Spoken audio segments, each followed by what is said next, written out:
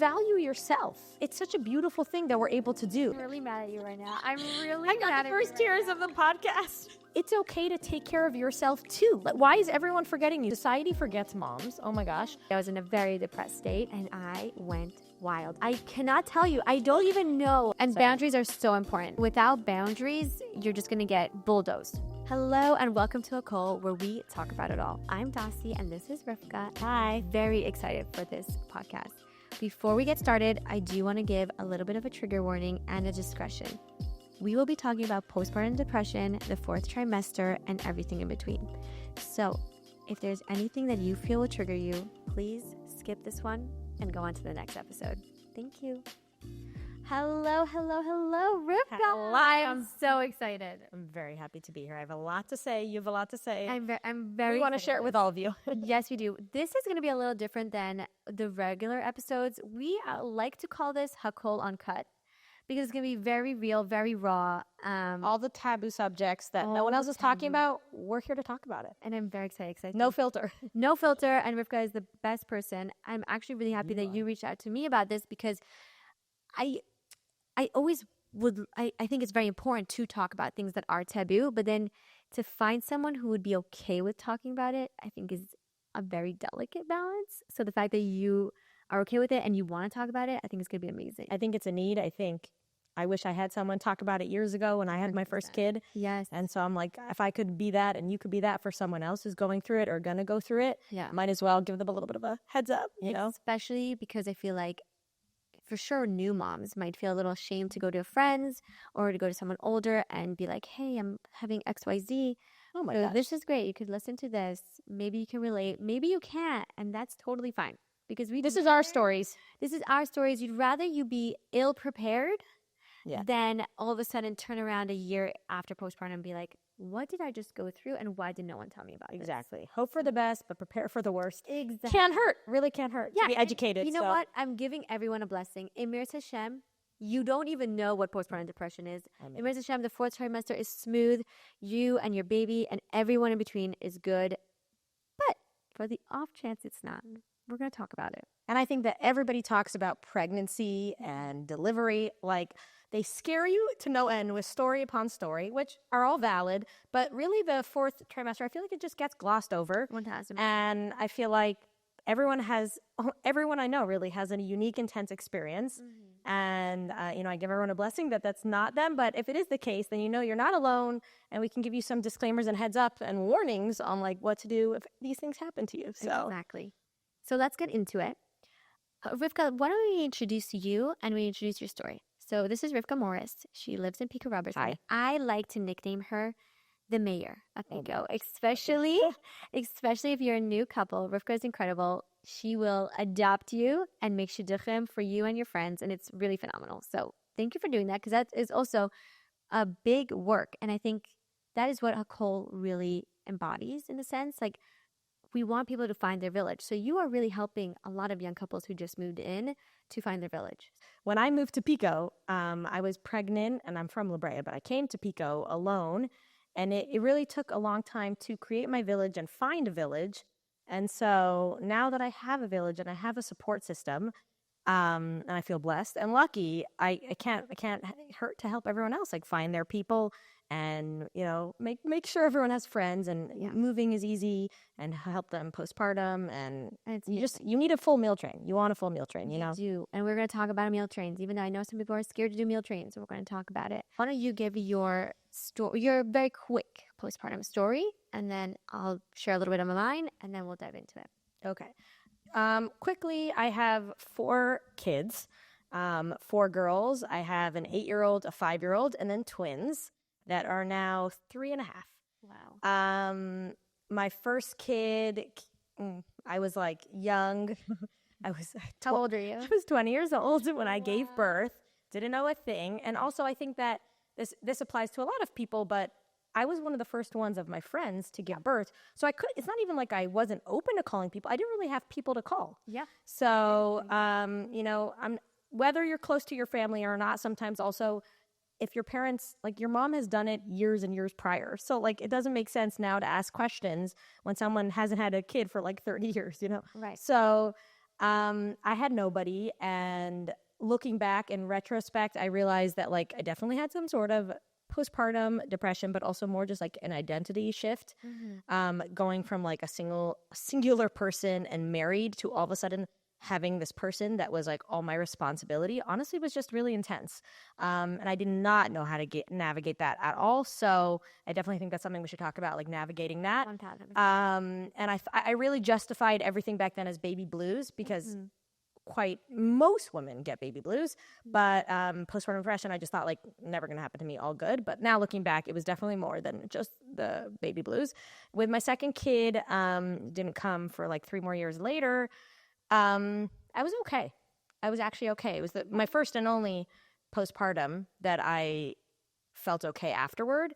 So Which now comparing, shows that it doesn't always happen for every right? Oh parent. no, it's like hit or miss. Yeah. It also depends on your environment, your friends, the time of year. Like it happened to have been COVID then, which usually you would think would cause it to be worse, but for some reason it wasn't because I already had to be home and Right. I didn't feel trapped, I think, Yeah. at home because everyone was home. Right. So it gave me this weird dynamic. Also, I had really wanted her at that time. So Okay. I think when there's that like longing, it helped a little bit adjust. But anyway, what really threw me for the loop, honestly, was my twins. Yes. And after I gave birth to the twins, quite a few weeks later, I fell into this weird postpartum depression that, you know, they tell you about postpartum depression and they can say, they go like extreme. They talk about suicidal thoughts or hating your baby or hating your husband or just like not getting out of bed. And I think that it's such a spectrum. And so I looked fine on the outside. I was out and about every day, actually. I was literally out on town. I was hanging out with my friends, and something was just off with me. It was like this cloud, and it affected my relationship with my babies and my bonding with them majorly, which is something I think we'll talk about after you say your story. Yes. But yeah, it really it was a dark time, and I think it lasted maybe like 2.5 years at least. Like it took me a long time. I maybe should have seen somebody about it or gone on medicine for it, but I kept saying like it's gonna be over, and I'm gonna figure it out. And yeah, we have to like reshift. Let's get comfy. And yeah, so anyway, it's been now, let's say, a year since my last episode of postpartum depression. Amazing. And yeah, I'm feeling so much better now, but it takes a lot of work and it takes a lot of education and knowledge and knowing yourself and what you need. And that's why we're here, really, to educate you all. And, you know, we're not experts. We're just talking about our own stories. And yeah. So anyway, that's my story. That's a good story. It's a good story. And I will say that Rivka, I think, was one of the first people that I kind of spoke to when I realized, because I did not realize that I had postpartum depression for a long time. So once I realized, I remember I think I just bumped into you and I like mentioned like, yeah, I think I'm finally out of postpartum depression. And then I believe like you were like, oh my gosh, why didn't you call me? And I'm like, I had no idea I even had it. I mean, that's the whole point. Is that sometimes you don't know you have it. And if so, you're in such a dark place that what are you going to call? And what is someone going to do for you? Your friend's going to be like, okay, let's get ice cream. Like, Right. you don't know where to go from here. So you're just trapped almost. But you also have this screaming newborn at home and you're low on sleep and you're in NIDA. Like, there's just so many dynamics going on there. And I feel like no one prepares you for it. So then you're just also like, wait, whoa, I was not ready for all of this. It feels like it takes you by surprise. Right. So for anyone who doesn't know, I actually have 2 kids. I have a 3-year-old and now a 10-month-old. And when I gave birth, I really, in my head, was like, I am fine. I am set. I also was like moving nonstop. You know, I did a kiddish right away. I had my family come in. So I was like hosting. I was nonstop. I'm like, this is great. We are good. And then once everyone left, it was really, and I didn't even realize at the time, but I was on just survival mode. I was on survival mode. And thank God my husband was working nonstop because as the blessing of a baby came, also the blessing of my husband's work blew up and it was amazing. And he was gone almost every night.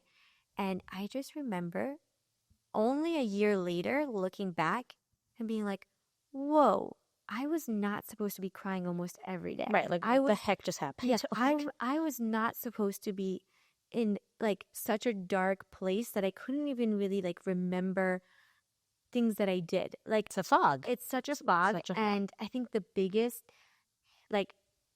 shocker was a year later, I remember turning around and let me backtrack. Was always very good about money, about credit cards. Very good, very good, very good. Obviously, I was in a very depressed state and I went wild. I cannot tell you. I don't even know to this day what I bought on my credit card. I have no idea. Well, you're also like up at 2 a.m. potentially nursing or feeding a baby, and like what else But are you doing? I didn't even buy things for myself. Like I didn't buy clothes. I didn't buy cute things for the baby. I don't even know what I spent on. I have no idea. I'm sure a lot of it was diapers and wipes and whatever. Probably. But a year later, I remember like looking at my credit card, terrified. You're like, what did I just do? And going to my husband and being like, Hey, sorry. I have a bill for $10,000 that I never took care of. I never paid it. Obviously, there's interest on it. We'll just call it the baby nurse. We'll just call it the baby nurse. Literally, I could not believe it. I was so shocked. And I think that was also one that I was like, oh my God, what is happening? So for my second, I was actually very terrified that I was going to get back into this dark You canceled hole. your credit cards before she was As born. he wanted to, that's for sure. He was like, give me more credit cards." everything. But funny enough, I was terrified to have another kid. I was so scared because I was like, Sad. also like, I'm finally feeling good. I'm finally feeling good. The I don't want second- to have another kid. The second you get terrifying. a little skinny. Nope. I was so scared that thank God I had another kid. I was so terrified for the fourth trimester.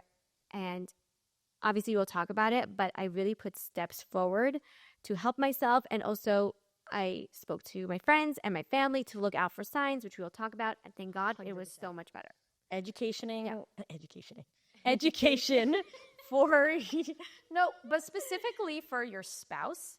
We will talk Why about are men like huge. no, they gotta be tuned in, clued in, so Right. that when you are in such a dark place, they are there for you. That they're like, hey, you're not good, you're not well, you know. So actually for my second, Ezzy was the one who was like, okay, I think you're getting there. And I immediately was like, you're right. And actually I went on postpartum depression pills. What are they called? I don't even know what they're called because I should have been on them and I wasn't. So And this is not us like being like, go on pills. It's not. It's literally not. This is us just saying that I knew then I was in a dark spot and I wasn't able to climb out of it by myself. So I needed help. I was on it for, I think, 4 months. Mommy's okay, And- kids are okay. You Exactly. come first, or else how are you going to take care of them? You know. I was on it for 4 months. And after that, thank God I feel good. Now I'm feeling good. I'm sure I have a little bit here and there, but overall, thank God, we're good. I think we all have that as women in our hormones dipping and changing, and motherhood is really a roller coaster too. So underrated, but yeah. So that's really our like stories of just like the basic stories. We'll definitely delve and dive in Another to the details. Well, I think today we should talk about a lot of the details of the stages and how to undo those stages or save ourselves in future. Exactly. And what we would have probably told our younger self. 100%. So let's dive in. Let's dive in. You come home, right? Especially if you're like the first one to have a baby. Everyone is so excited. And like, obviously, of course they're excited. This is the first grandkid. This is, even if you're the last, it's the, like, you are the baby of the family and you're having a baby. And then also you're coming home and it's not all about you. It's all about this baby. Right. And we're not blaming. We're not playing a shame and blame game. We're not. Of course, it makes sense. But as the mom who just gave birth, going from everyone's so excited that you're pregnant and whatever to all of a sudden being in the back door, maybe actually like 10 feet away, like shoved out the door, is really hard. And I think that people have a hard time admitting that or even realizing that that's the feeling they're feeling because it's almost like embarrassing. It's like, well, it's not about me and I'm not selfish. Right. And like, you have a new baby here and we have the bris or the kiddish or whatever. And so it's hard to even own those feelings. So like, I don't even know, as you said that, I'm like, have I felt those feelings out loud? I don't know. But I think with everyone, With everyone, it's and like, don't think, oh, right, like, but that's an ego thing. It's not an ego thing. Like, obviously it's a human nature thing to all of a sudden, like, once you have the attention on you and then all of a sudden it's taken away, to all of a sudden be like, wait, what about me? But I think it's not that it's just taken away. It's at your hardest point. You just came home from like a traumatic-ish experience, whether you had a good delivery or not. It is like a life-altering. Your hormones are through the roof, up and down, and you're feeling a little bit. Your body's physically not killing it right now, okay? Right. And so this is the time when you kind of need your people the most, and not even just attention, just love and support. And then when they're focusing on the baby, which you appreciate, you feel this like kind of isolation, this loneliness that you like can't get yourself out of in this. Yeah. And then I think there's also this thing of like the mom, really, mom guilt. the mom guilt of like, no, wait, I should not be like upset that someone's holding my baby. Like, it's fine. Like, yes, love the baby. Right. When it's in a sense like, and you know what? Some moms don't want to hold a baby, and that's totally fine. But like, I'm happy to hold my baby.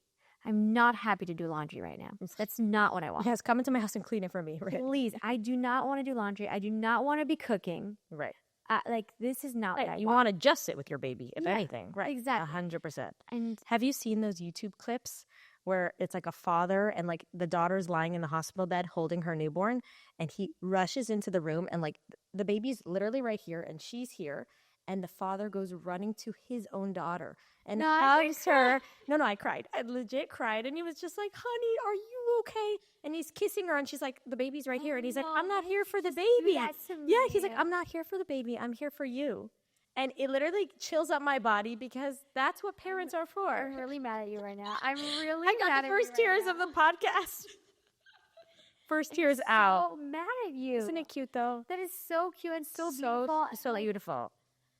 A part of me is like, I wish all parents knew that. And it's so not easy because it's also your first grandkid. So I get it. 100%. First or not first. It might not even be. You might have other kids with other kids. Sorry, for me it was our first grandkid. Right. So it really might not even be the first grandkid. And it's understandably to be so excited. It's so understandable. But please do not forget about the moms. The moms. Don't forget about us. And really don't forget about us. Like, you know what? Also, I'll say, even hubbies, our beautiful husbands, our wonderful husbands, don't forget about us. Oh my gosh. Do not forget about us. I remember with my firstborn, and I'll admit it because I'm happy that we fixed it, but a few months or maybe a few weeks in, I was starting to realize I was getting very jealous. And I was like, what is happening? Why am I jealous about my baby? And also it's like my beautiful baby, my beautiful, gorgeous, stunning daughter. And I never want to be jealous of her. Again, it comes to the mom guilt circling around us. And I remember turning one day and seeing my husband, who of course he's so excited to see his baby. He like said hi to her first. And that was like the twing where I was like, this is it. So I remember I pulled him aside. I said, yes. Good for you for speaking up. I spoke up. I said, woman, speak up. Speak up. I said, I don't want to hate my baby. I don't want to be jealous of her. I don't want to be fighting for attention. Right. I want you to give me the attention first. 100%. And you know, and that's how it should be, really. And again, I'm not blaming him. It is so exciting to see your beautiful baby. It's so exciting to see it. So I can't blame him. No, he doesn't know. He also doesn't know. I still say that to my husband now. I don't know it. Right. I'm saying even when my husband opens the door now and all my kids who are older now go running to the door so excited to greet him, I'm like, it's really nice to go greet your wife first, who's been watching those crazy kids for the last hours. Give her a quick kiss, a quick hello, anything, and then give them all your attention. 100%. But don't forget the women who have birthed them and made them and given them. Yeah, 100%. So, and thank God we worked through it and now we're fine. But I think it comes down to the village too. And again, I don't know if there's anything more people can do because everyone has their own behind closed doors struggles and life is busy. But like really, when you do give birth, you get a meal train for a few weeks. You get a text, mazel tov, checking and hope you're all good. And then it goes silent. And then everyone's like, okay, meal train's over. It's been 4 weeks. She should be fine now. Like get up and let's go, you know? Right. And so then the village disappears. And sometimes actually postpartum depression hits after weeks later. Just like you said, your family came and they were here for you and you're kind of distracted and busy and feeling. And then the second they leave, there's just like this silence of like, you're help. And now you have to like take care of this baby by yourself. And it's just like this intensity that sometimes, and just so everybody knows, postpartum depression can creep up within the first year at any time. So not to scare you, but I'm just saying you always have to be cautious. You can't think, 3 weeks later, I'm in the clear, all good. Yeah. That's not how it works. So, you know what? Let's actually talk about postpartum depression versus baby blues. Oh my gosh. Because A, we do want to distinguish between the two because they're very different. And B, we also want to normalize that everyone has baby blues. Yeah, I think everyone has baby blues. I think like 4 out of 5 women get it. I'm actually surprised not 5 out of 5. I'm pretty sure it's only 4 out of 5. There are like with my second kid, I think I was fine. Okay. Again, it's hard. Like regardless of baby blues or postpartum depression, you go into a little bit of a blur state after having it. So now looking back, I'm like, I don't remember, but I think I was fine. Right. And so like, I think I was fine. But yes, statistically, it's really high, but I don't think it's all. Okay, amazing.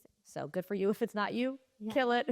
So I think most women get baby blues, and it's very hard to differentiate. But baby blues do come and go pretty quickly. Okay. They don't long last. They don't stay. Yeah. And I think they do come in the beginning. They can't. Baby blues don't show up like 6 weeks, 6 months later. Right. Oh, so baby blues is is a woman's regular hormone, like up and down. Your body is also like your uterus is contracting. You're sweating through the night. Like your body's going through so much changes hormonally that it's pretty normal to get like lots of bursts of tears, of crying, of just this weird sadness or hysterical, maybe it's hysterical laughing, crying. I'm not sure, but like just like basically you're not recognizing yourself. You're a little bit like off. Okay. Off kilter. You could feel just extremely sad, but then it'll go and come, and it's a different kind. Postpartum depression is a little bit more. Yeah, taking it to the next level. It's definitely taking it to the next level. And I liked, and I'm going to touch base on what you said, where like when we think of postpartum depression, we always think like suicidal thoughts. We want to hurt the baby. We want to hurt ourselves. We want to run away. We want to do that. Like, sure, there are definitely people who go through it. If you have any of those thoughts, even a little bit, definitely seek help. 100%.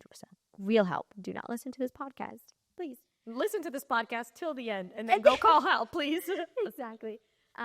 But real depression could look like not wanting to get out of bed, or obviously being sad and long-lasting sadness. Now, listen, you could definitely have happy moments in your depression state. Like you could be super depressed and one day also be super happy. Like it could happen. That doesn't mean I think if you're feeling anything at all that's a woman knows, a woman's intuition knows something's off with her. Yes. And if you think it's anything more than the typical classic newborn stage baby blues, look it up. This is Google, ChatGPT. We have all of this. We have resources, read a book, ask a friend, but look it up because I think there really is a broad spectrum. Right. So like even when you're saying like not getting out of bed, that didn't happen to me. And I definitely had postpartum depression in a different way that no one would think about, which we'll talk about. But like, so I think that there's just so many different symptoms. And I think you need to look up and then decide what you want to do if it's too much that you need to like go get help, or if it's something that you can work through on your own, and or just even a therapist. Sometimes I went to therapy. Right. I did go to therapy. I was gonna say there are other things besides pills. I think a lot of people are scared to like admit it because they're like, no, we don't want to go in pills. There's therapies. There's self-care help that you can do. 100%. There is groups you can go to. There's so much to do. A trip to Hawaii can't hurt alone. Definitely can't hurt. Nice tan body after that. Yeah. Right? Coming back refreshed, ready to go. Oh my gosh. Yeah, but there's other things you could do besides pills. Right. I think I went on pills because I wasn't ready to talk to someone, which is on me. I probably could have just done the work, but I know I did not want to do the work. It's never too late to go to therapy. It's never too late. I actually went to therapy after I finished the pills, which was great. But so I kind of wanted like a quick fix in a sense, and it did. I did have like what's called like symptoms where I was so tired all the time. I actually took so many naps on it. It was hilarious. Really? So many naps. But that was thank God the only thing. It was like a Zoloft, or it was like it was Zoloft. It was literally Zoloft. And I just remember like literally every single day I had to take a nap. I was so tired on it. But other than that, like I think it really helped me remove the fog and kind of be involved and be like, okay, we can get out of this and we can work to get out of this. And for all the crunchy moms out there, I get it. I get it. I get it. And not just sticking pills in your body, but you have to keep remembering if there is no other alternative, or you've tried something else that hasn't worked, you need to be okay to be a mom and a good mom, and to be an okay wife, and to run a household and potentially go to work, whatever is going on in your life. And so you got to take care of yourself. Like, 100%. So do what you got to do. You do what you gotta do. Also, don't take my word for it, but I do think there's some homeopathic things you could take. Probably. There for sure is. And I will probably ask my mother-in-law and find out for you guys, because she is the homeopathic queen. Okay? I wanted to speak about my postpartum depression symptoms, which were different. Okay. So you know what? Let's do that. Let's talk about how it can show up in different ways. Talk about some of your symptoms and what you did about them, kind of thing. Because I also... some of my symptoms? So let's dive in. Like for me, one of my symptoms was the opposite of not getting out of bed. Right. I was out of bed every day. My bed was actually perfectly made like a hotel. Like I was dressed every single day. I had on my mascara, and you were I doing was like, too much. basically. No, so that kept me sane, that I was able to still get out and about. What was interesting is there was a disconnect. Again, the disclaimer, like I had twins, so it's a little different, and it really did throw me for a loop. I could not be like around them too much. And when they cried, I completely shut down. I would leave the room. Actually, I had a baby nurse, and I would just like be out, and I would come and I would hold them for a few minutes, and then like I'd check out. And I needed to be out. It was like an escape. Like when I was home and they were there, I like felt this, like my chest, my heart would like beat out of my chest. I can't even explain this anxiety. Maybe it was postpartum anxiety. That's also, we should probably talk about that, but I don't know the differences enough. But there's a difference between postpartum depression and postpartum anxiety. But I had this disconnect for them. Like I thought they were so cute, and I felt blessed to have them. And again, I was also busy with my other kids. Right. And there was no mom guilt. I was like in a fog where I was like, I'm doing what I have to do. Like I'm saving myself almost. And I really like, I don't want to say I missed the first year or two of their life, but like I was not as present as I should have been. And now I'm ashamed of it, but like I know I did my best. And like Hashem threw me a challenge and I did what I could. But I really took a step back. I remember a lot going into my room and closing the door and like just like almost like I can't. And I just kept shutting down basically and shutting them out. Almost like an angry at them for like disrupting my life and like not ruining it. Yeah. But in the moment it felt like that. Now obviously not. I love my kids and I feel blessed. But it was this like messed up feeling in your mind where you're just like, yeah, you kind of feel upset. In a sense, that's not you; it's the depression. Right, 100%. My depression was speaking and basically saying like they've messed everything up. Right, and they did in a sense. Like yeah, twins are crazy. You're up all Kids night, do. back to back. Babies do. Right, babies do, and I meant to do exactly. And because I had such a good postpartum with the one previous to this, all was good. So I was like, I set myself up for success in every which way. But then all of a sudden you have two. And when one stops screaming, the other starts screaming. And then when you finish with the second, the first is screaming again. And it can drive a person mad until it actually did drive me mad. Yeah. And what's crazy is the first 6 weeks, I had a baby nurse and she was amazing. And she saved my life.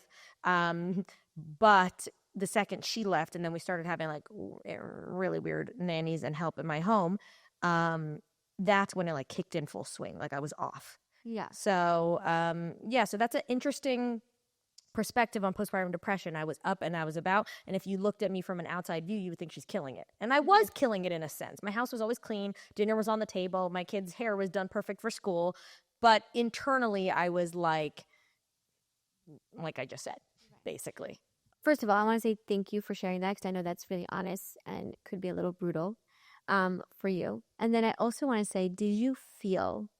This might be like touching on another topic, but did you feel judged from the outside world to either look perfect or be like people be like, wait, you have it so good. Like how? And then you're like, you don't really know what's going on. No, I think I was in denial in the beginning anyway. I think I felt judged. Well, not judged, more embarrassed and ashamed, mostly by the baby nurses. I was like, are they judging me? Like, because I'm like not involved with my kids right now. I have 2 new babies and like I'm not holding them and they're holding them more than me. So I felt, not that they made me feel judged, my insecurities almost was like, oh my gosh, she probably thinks I'm like a horrible mother. And they don't know what's going on in my mind. Like I was not okay. Right. So that was where I felt judged by. Out and about, people were more complimentary. And I took the compliment. Thank you. Yeah, you look great. You know, good for you for getting out of the house, blah, blah, blah. And I would be like, thank you. Right. And that didn't feel anything negative or positive. It was just like, okay, yeah, I really am trying to put myself out there. I thought that was what was helping me get out of the depression. But really the only thing that worked besides therapy was really time. You know, now I love and I can hang out with them all day. When they cry, I'm just like, okay, you know. Right. But like nobody, I mean, it took years, so it wasn't per se good. And I'll say, like, for a lot of moms, like, do not feel the pressure that you need to go out and about right away. I know for myself, like, I think that was probably an unspoken sign that I wasn't doing well for myself. Like, I was going out. I was taking my baby out all the time. Like, she was coming with me. We were hanging out. We were going out at nights with my husband. We were doing everything. And that was probably a sign, and I'm like a quiet sign of like, I'm not doing okay. Because I really should have just stayed home, relaxed, recovered, stopped doing too much. So with my second, I did. I obviously did still go out, but I definitely put a limit on it. And I was like, you need to recover. Right. I know, because like for myself, I'm a working on it person in the sense of like I was such a perfectionist, specifically like really hard on myself. I wanted everything to be perfect. I wanted everyone to think everything's perfect. Like it's so silly. It's literally so silly. Obviously, I'm working on it. It's not silly. Everyone does it, sadly. Right. And It shouldn't be. We should not be doing it. And it's funny because I look at the two different postpartums and I see the difference. Like now that I'm not chasing that perfection, I stayed home a lot more. I like really like told a lot of people no's. And I think that really hurt some people. I put a lot of boundaries up, and I remember being so scared to put boundaries up because I'm like, they're not gonna like me. Because I'm like, because I am totally a people's person. You are a people. 1000%. And I just remember being so terrified, but it really helped. It really, really helped. I think for sure learning how to speak up for yourself and your needs and taking care of yourself, especially at that time. And I think it's such a personality difference. Some people, because they were pregnant, they felt so gross and suffocated and stuck at home. They're like, get me out. I'm ready to go out now. Finally, I could do this or that or drink, have fun with friends, get dressed up, whatever it is. And then some people really just want to stay at home for 6 months, like literally veg out in bed and bond with their baby and like recover quietly. And I think that's either is totally okay and no one should judge. Right. And I think like you were saying, chasing this perfection on the outside, this is really a societal problem. But even just in the Jewish frum world, like we're each other's village. Let's be there for each other. Let's build each other up. Yeah. Let's help each other. Why are we all trying to like let everyone know how amazing we did postpartum? No, let's tell everyone the truth and honest and like, so make sure like everyone feels less alone. We're right now. What do we have to hide? I think, are we right? Like, I think right now you're tapping into like the Instagram situation. For sure that taps into it. I think even just in general, with friend groups and life. But I think in general, Instagram. I do agree in friends group for sure. I think honesty needs to be a little more on like why not, all guys? Friends groups. Why not? What are we holding back? Why are we scared to say, yeah, that was really tough. I remember like once, obviously, I was also the first in my friend group to have a baby. So obviously my friends didn't know. I didn't know. We didn't know. You didn't know. But now that my friends are, thank God having babies, I think the first thing I talk to them and say, if you want to call me about anything like postpartum depression, please do. And I tell them, I'm so honest now. I remember not being honest in the beginning because I was like, no, I'm fine. I wasn't fine. I'm so honest now. I say I had it so bad. And it's not like I hate my baby. I just was so sad and so depressed. I don't want you to go through that. Like, let's talk about it. Like, just let's talk about it. Even if you don't have postpartum depression, but you're just struggling postpartum, reach out to your friends. Reach out to someone like us who's down to be honest and just tell you what's up. And by the way, also that's a big thing that you just said, like reach out to someone. If you're friend first in your friend group, you're right. You really can't reach out to your friend. They don't know. Yeah, but if you have someone you are close to that's older, a Rebbitzin that you're really like boys with, a mentor, someone. Family member, even a family member, reach out to them. It does not have to be your best friend. It doesn't have to be someone in the same playing field as you. It could be someone older. I've got texts like that before, just like someone who's I'm not even so close with, just like, hey, did this happen to you? Or did like you go through this too? And I've told people in person, like I've hung out with people I'm not close to, and I'll just say something like a little bit more controversial. Yeah, controversial when it comes to postpartum, or I'll say things that are a little bit blunt. And in the moment, they'll be like, huh, okay, that's a lot. Like, thanks for sharing, but whoa. And then like they'll call me and they'll be like, whoa, that actually really helped. Like, I didn't realize what you were saying meant anything till now. And now I get it. And thank you for saying that. Because why not? I think that's important. I think the whole like, that's why I like that we're doing this. The whole like taboo of, first of all, I think it's really big in the Jewish community. I'm so sorry, Jews. I'm sorry. Love you all. But I think the taboo of like, we need to be looking perfect and doing perfect and acting perfect is really bad for us. 100%. I think in the whole world in general, we just know our communities and we don't know anything. And I know this is happening in all communities. Don't come after me being like, it happens everywhere. I know.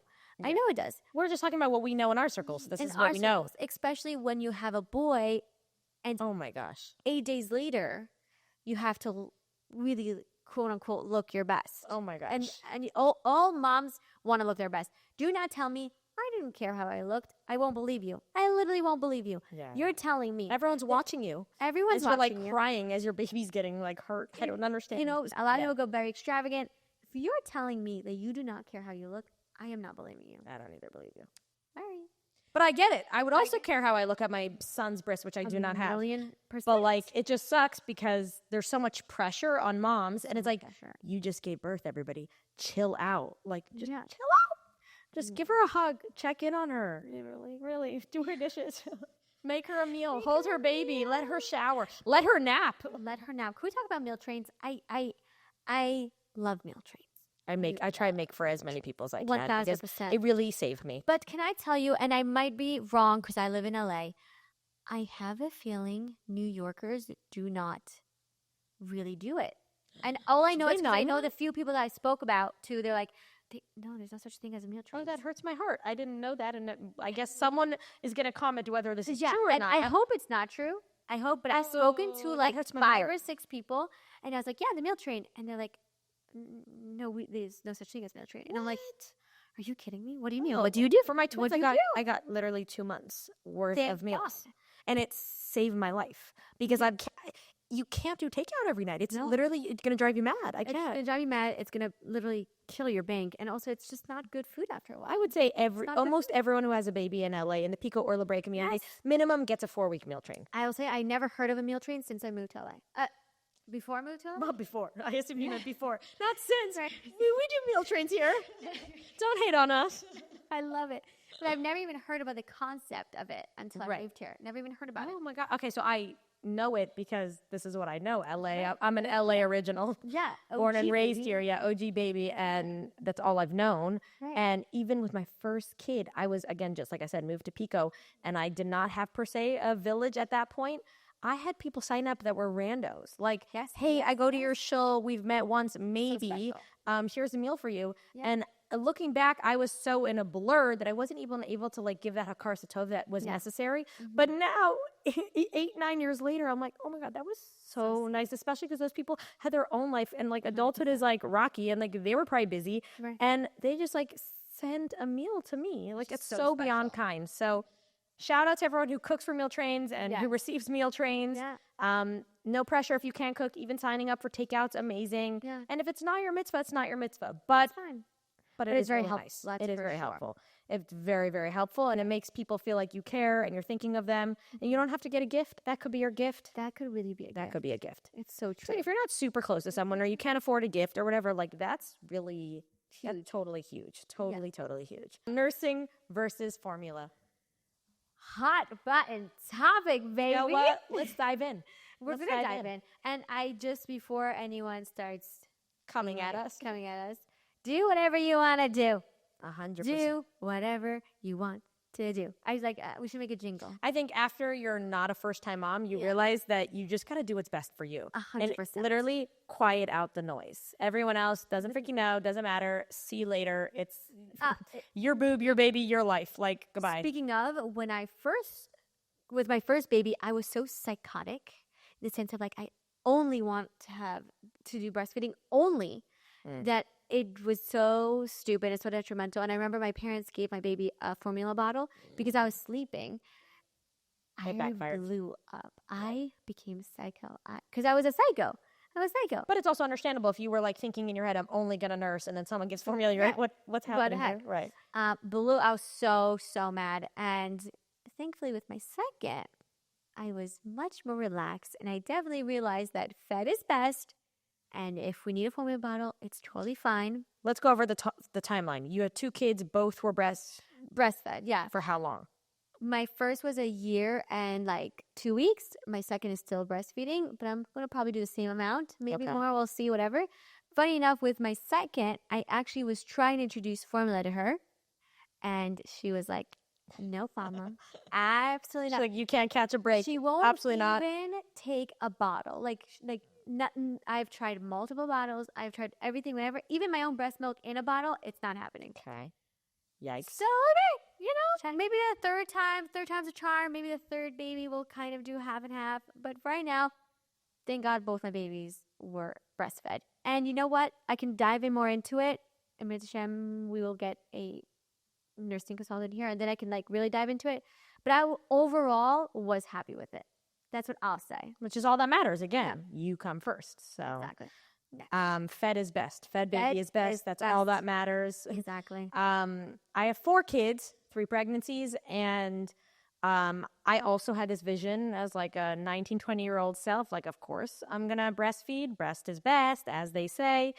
A few weeks into my firstborn's life, she was like practically colicky, like just screaming.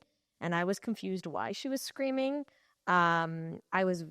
Later, we came to realize when a lactation consultant came out, was basically starving her, and she was just dropping tons of weight.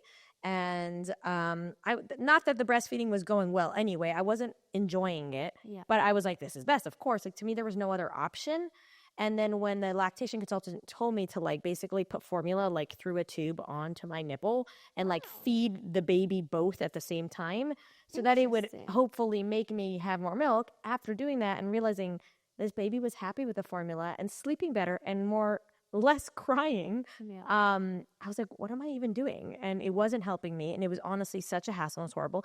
And the moment I switched, I cannot tell you within 24 hours, the relief I felt. My baby was better. I was better. I was able to like leave the house with like little formula bottles. And I think there was that guilt and almost shame, which is something I think we want to talk about, mom guilt. My husband was like, of course you should you should do breastfeeding. I think just because he doesn't know, men don't know, they just assume that that's best. And it ended up being the formula like saved me, saved my baby and my sanity. And she's amazing. She thrived and she was all good. By the time I had my second and then obviously the twins, I went straight to formula. And in the hospital, the nurses were like, what? Like, you're not going to try? Should we send a lactation consultant in? And I was like, no, I'll just take the formula right now. And they were like, are you sure? They could not like fathom that I would choose that route. I have 0 regrets. Best decision for me, not for you, for me. And my babies thrived. They slept better because formula-fed babies sleep a little bit longer. My husband was able to take more night shifts because he was literally bottle feeding them. My boobs did not sag. I was not like, there was sorry. Yeah, exactly. Like, hey, winning. And in the end of the day, like, it really made me realize, like, you've got to do what's best for you. My babies 100%. Are healthy and happy and thriving and okay. And my mental health, besides for my twins' postpartum depression, like, really was so much better because of it. And I think the confidence in my decision, like, I don't care what anyone else says, I'm doing what's best for me, was what really felt the best. Going in with whatever you decide to do is the best. And if you are going to choose to breastfeed and fail, go in knowing whatever happens, like, it's Hashem has a plan. Like, man plans, God laughs. So, like, it's okay if it fails, and it's okay to buy backup emergency formula in case. It's okay to give your baby a bottle in the hospital just so that they're used to your boob and a bottle. And I think that, like, going in with that confidence, like, it's going to be okay. It's okay. Yeah, it's totally okay. And I think the hardest part, I would say, is when the husband has an opinion, the mom has an opinion, and the mother-in-law has an opinion. Oh my God, mother-in-law. And I'm Everybody, so sorry. Zip it up. You are the mom. This is your baby. There's nothing I don't care don't how many babies you had. I don't care how many whatever you had. It is up to the mom. She should be making this decision on her own. If she wants to try super hard and do consultations and whatever, she can do that. Right. If she wants to stop right away, she can do that. I don't care if you're a people pleaser. I do not care if you're super tight with your mother-in-law or this best friend that's a crunchy mom that says formula murdered 10 babies and who knows where. In the end of the day, you've got to do what's best for you. No, seriously, silence the noise. Yes. Because this is a real, like we were just discussing, postpartum depression is like a stressful time. So, like, you got to make it easier in every way, which for some people, breastfeeding is easier. And for some people, it's not. Right. For me, I know breastfeeding was easier for me because I did not want to pump. So I was like, okay. And you know what? Maybe in another episode I'll talk about it, but I have also no busha. If you have a busha, then obviously breastfeeding is much harder. I do not. I will do what you got to do. Covered anywhere and everywhere. Right. Another topic. 100%. But you know what? Like, if you're scared to admit, like, if you're scared because you're like, oh no, they're gonna judge me. Lie. Yeah, I breastfeed. Yeah, I breastfeed. But also for the people who are watching who are like, What do you mean? They should be breastfeeding. You have no idea what's going on. You do I mean, not some know. people's boobs literally will not produce Some people milk. some people do not have milk. Yeah, do not have milk. Do not and have milk. if that is you, have It's okay. zero guilt. It's Your okay. body's not failing fine. you. It was not meant to be like we said, fed is best. First of all, Fed why do you is think best. Hashem created formula? Right. Why do you think he did that? Because And some I'm a people formula just baby, can't. by the way. My mom gave me formula, and I'm And you're equally as perfect. healthy You're as my friends who were breastfed. Like in the end of the day, you can't tell in 20 years. So I think we'll be okay. 1000%. And don't believe the whole, but you're going to lose the connection with your baby. You're not. You're going to love this baby just as much. Some people breastfeed just to lose weight. Good for you. Some yeah. people, it does not work, Some and they get people it fat doesn't from work. it. So it's to each their own. It's to each their own. Listen, we're delving into it a little bit. Yeah. This To will be whatever- continued with hopefully a We're consultant. just saying, again, our experience. And take home message. Don't listen to the noise. Don't listen to it. You do you. If you mentally, you're like struggling because of this breastfeeding, don't do it. Your baby's going to be totally fine. Now, I will say, because there's this whole drama with the new, I will not say the name, but with the new company, a part of me is like, just go with the trusted old brands that have been there for hundreds of years. Again, Because personal decision. Personal decision. You do you. You do you. But I really think you got to do what's best for you and baby. 1000%. Even if your husband wants you to breastfeed, it's I'm not sorry, his it's body. not his- It's not his postpartum journey. Yeah. Like in the end of the day, yes, it's both your kids, but the postpartum journey is really special for just a woman. I agree. And we're the ones going through like 98% of it, 95% of it. I get mad when husbands say, like, what do you mean she's going to breastfeed? And I'm like, Yeah, what do okay. you mean? Yeah, shut up. Shut up. Literally shut up. And if you're a man and you're listening to this, shut up. Shut up. And also, it's like For so this, funny. for this. No, but also I'm like cracking up because they say that and then their wives are miserable. And I'm like, If for you the want to sake- be supportive and encouraging, that's one thing. One thing. But also, like, if you want your wife to be happier, don't push her to a corner that she's not happy for. Right. Don't do it. Don't do it. It's going to backfire on you, just saying. Okay, now we want to talk also- about mom guilt and self-care and having mom guilt about self-care. Ooh. Ooh. Yeah, That's just a good saying. one. Because I have zero mom guilt about having Good, self-care, and I good. want to teach you all to just But go for did it. that take you a little bit of time?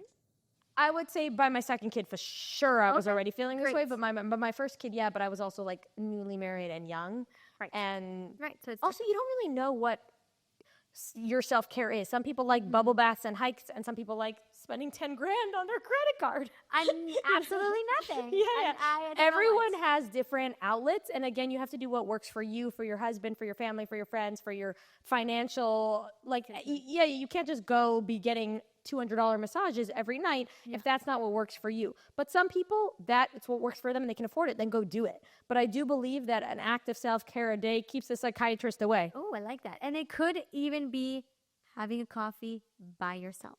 It does not need I think to there's be- different levels of self-care. So let's say you're going to a workout class, I give that like a half a brownie point I like that. versus like going, I don't know, on a long 2-hour hike by yourself or whatever it is. Listening to a podcast might be counted as a full brownie point Right. versus going to a massage or a manicure, full brownie point. And again, you can't always do that, and that's fine. Right, We're not exactly. saying to do Pick it and every choose day. what works for Why you. not? No, but I do think one thing a day for yourself. Sometimes, like you said, it will be buy yourself a coffee. 100%. Sometimes it's a brunch with a friend. That's one of my favorites. Love brunching with friends, with or without your newborn baby. Yeah.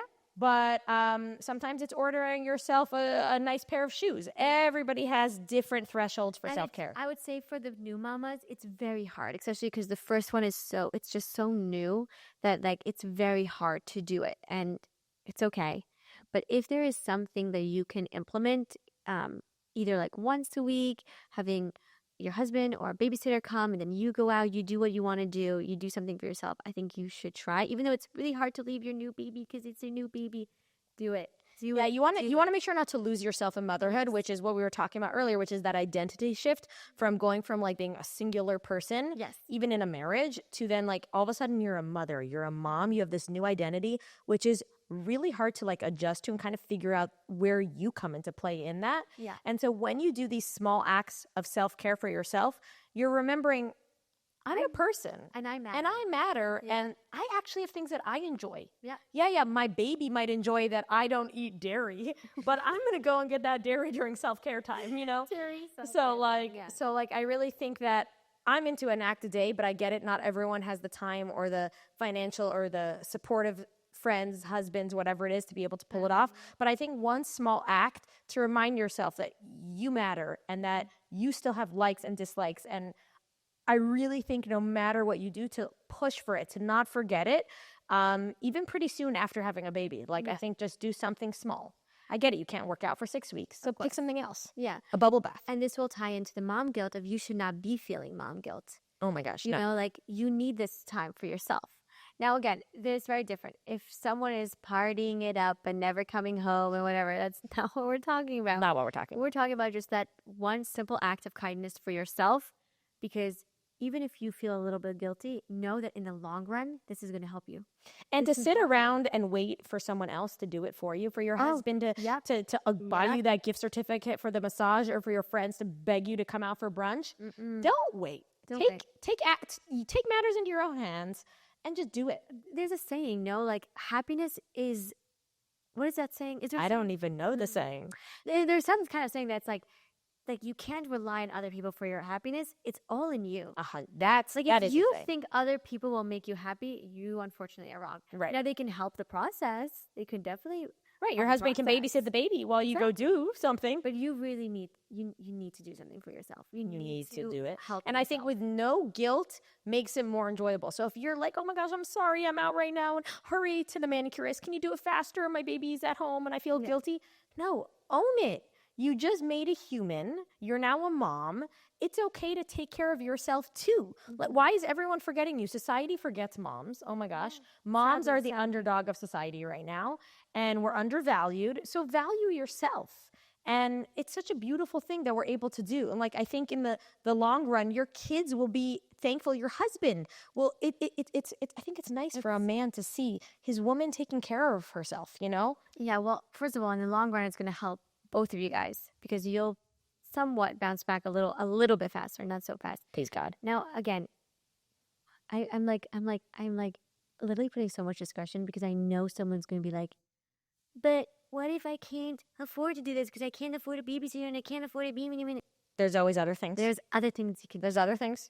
I promise you can find one act of self-care to do for yourself. 100%. Small to big, expensive to free. It doesn't matter. It does not matter. It does not matter.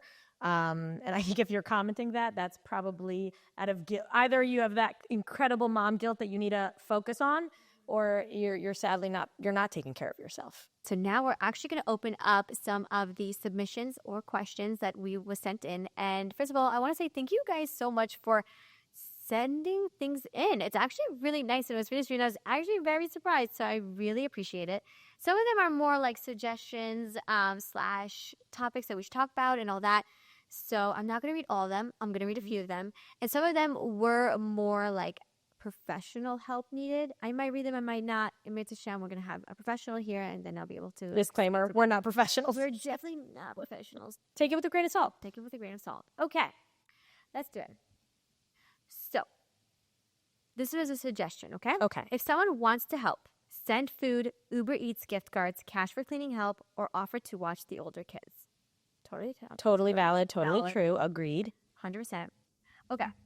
Have a support team set up or people in place for you in situations you feel you struggle in or need more delegation for the workload. Okay. Okay. Do you have any suggestions on how someone would do that? If you can't afford it, paid help is better than free help. Free help is not always reliable, if you know what I mean.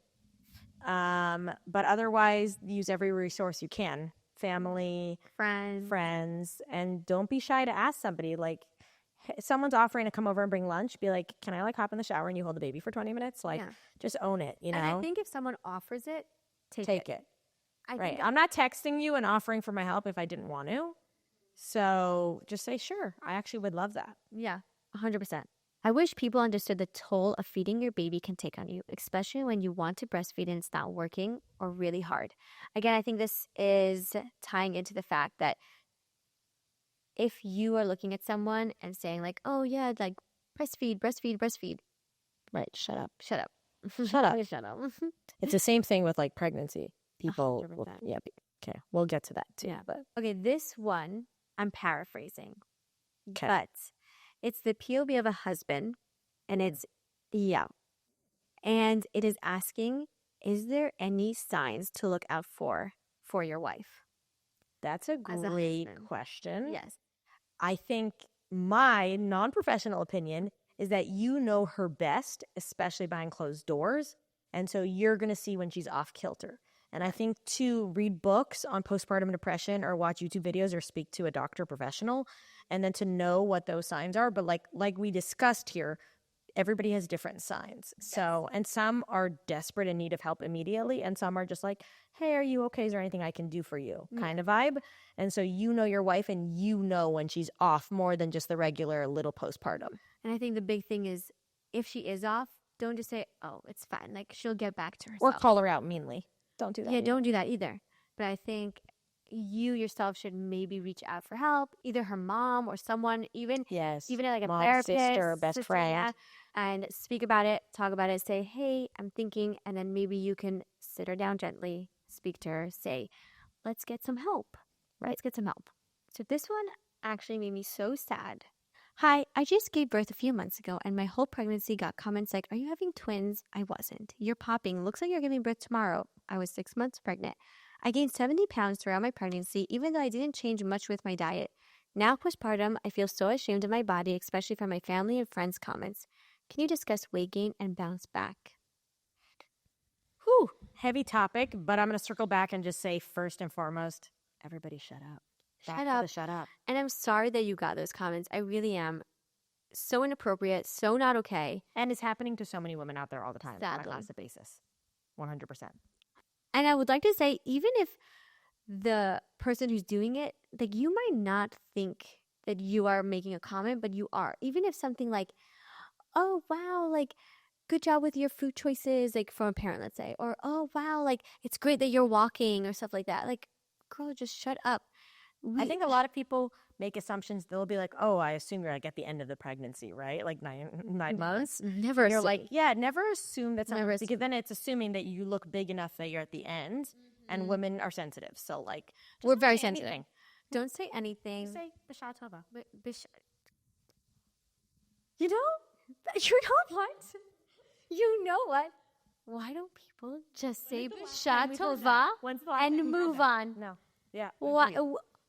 Why do we do that? I don't know. I don't say anything anymore. I've learned my lessons, especially because I've heard things said to me. Right. Even when someone's not pregnant, never ask someone if they're pregnant. I mean, that's when they're trying, what they're going to have next, so dumb. why they've been married so long and haven't had. You don't know anything about anything. Be quiet. Again, goes back to the shut up. And I'm sorry that we're saying it so much, but it's just really the truth. It's so true. And as a woman who now I'm not, but I'm saying who has someone who's been pregnant, in those moments, you guys need to, again, back to quieting the noise. Quiet the noise. Don't let any of these comments. People are insensitive and awful, and you need to just silence the noise. Sansa, but I'm really sorry. We're really sorry that you are getting those comments. Those are terrible comments. First of all, you should know that your body made magic. You made a baby. So all the weight gain that you did, whether you change your diet or you didn't change your diet, it's totally fine. It created a baby. And it's normal. And it's normal. It's so normal. And after the fact, give yourself time. My sister always says it takes 9 months to grow a baby. Give yourself for sure 9 months minimum to lose. to lose it. And you know what? It could be even more, like, longer, and that's fine. Go on your own pace. You know, it's just so upsetting. It's so upsetting because we already have so much on our plate with body image and all that. And like, we really don't need this, especially after giving birth. 100%. And I think the Instagram culture does not help it, where people are posting their, workout routines in their like tight leggings, like 2 weeks postpartum. Ignore it. You're seeing the 1%. You don't know anything about who got a tummy tuck, who did what. You don't know. So just, you do you. Try and stay healthy and take care of yourself and your baby. And only you know what's best for you. And really, really, again, quiet the noise. And the bounce back, I think I'd like to say that, like, it's so hard because we see so many people who do look amazing right after, but it's not normal. I don't think. But the people who don't look amazing after are not posting that. They're not like, hey, I don't look amazing. So you're just not seeing the 90% of society who doesn't just bounce back a week postpartum. And it's also like, it's not normal to be a week after birth and be skinny as a stick and whatever. Like, it's just not good for normal. you all who have that body, but it's rare. Good for you, but like, I want people to know that it's not normal. It's not normal. And you know what? Those people might be having Spanx on and might have all these things on to make it look like so. And honestly, good for them if they want to do that. I put Spanx on right after I gave birth to my baby, and I almost literally fainted. It's like, never mind. Take it was those off. so horrible. So would not recommend, but just know it's not normal. Right, it's not normal, and take don't your believe time. everything you see. And just like you have so many things going on in your life behind closed doors that no one sees, just keep that in mind with everyone. Be sensitive. We don't know. Someone could look their best physically on the outside and be struggling internally, or have issues with their baby, or their marriage could be falling apart. Like, you just don't know. So really just like remember, like, you're comparing yourself to a surface that you don't know anything that's going on behind it. 1000%. 1000%. But I am sorry that you're going through that, because that is horrible. That so far. Okay, we have a few more questions we're going to look at. That was suggestions. Someone said, this is a suggestion that they wish they knew. Okay. I wish friends and family respected our decision and didn't bombard us in the beginning. I had to put a stop on all visitors week 2 because it was very overwhelming. Friends didn't respect that we decided not to have anyone in our home the first month. I wish I knew to be more assertive in saying no. I wish I knew more about the 4th trimester. Hormones were harder than my entire pregnancy. I was beyond emotional. I also wish I knew not to give myself a timeline for my own personal bounce back. Preach, girl, preach. Yeah, first of all, I'm very impressed that I like you that are self-aware. 100% caught on to herself. And yeah, that's amazing. And now if she has another one, she'll be able to like know her boundaries and 100%. And boundaries are so important. Without boundaries, you're just going to get bulldozed. So I think that's very important. And you know what? It is hard, especially like family, to put those boundaries up, but they're so important, especially in this such a sensitive time in their life. And also, like, it's so funny, especially now in the winter, like, there are boundaries. Like, no, you cannot come to my house with my newborn baby when, like, maybe you have a million kids at home and you might get this baby sick. 100%. No. And if it's in-laws, grandparents, aunts, uncles, whatever it is, you have a right to say no. I think with my first baby, my husband was like, I'm confused. Why can't my mom come over at all hours and see the messy house and you like dying on the couch with a screaming newborn? And I'm like, because no, I want to be alone. I don't want anyone to see this. And I think that's okay to put your foot down. It's really, obviously, like, everyone deserves a chance to come see the baby if they're family, but it has to be on your terms at your time. And again, boundaries. Like, voice what feels good to you. Do not be pushed around, because like you'll end up feeling those isolation, those sad feelings that can cause leading into postpartum depression thoughts. So like, take care of yourself and you come first. And I'm going to just say one thing. For my second baby, I did say yes to a visitor coming because they're like, oh, we haven't seen you in so long. I haven't seen the baby yet. Blah, blah, blah, blah, blah. So they came and they brought their child and their baby. They did not tell me that it wasn't a baby, their child. They did not tell me their child had a cold. Okay. When I opened the door and I let her in and I let her baby in, and then all of a sudden, like, obviously, like, I'm not really looking at her baby because toddler, whatever. Yeah, and you just had a newborn. So. I just had a newborn. And I give her my baby to hold, and then I'm like saying hi to her toddler, and I just see snot and boogers. Okay. And right then and there, I'm like, oh my God. Obviously, no, I didn't say something. I didn't, because that people pleasing in me was like, well, it's already here, so too bad, so sad. Right. And you know what happened? I'll tell you what happened. No. My poor newborn had such a bad cold. And if you know, like, when a newborn has a cold, there's nothing to do, and it lasts for weeks. Yeah, because they're a newborn with their little baby newborn. It lasted for weeks, and you don't understand. I know for my next one, I will be making a very strong rule that no, you cannot bring your toddler. No. And you know what? If I should have originally just listened to myself and said, no, like, you're not coming. Sorry, I love you.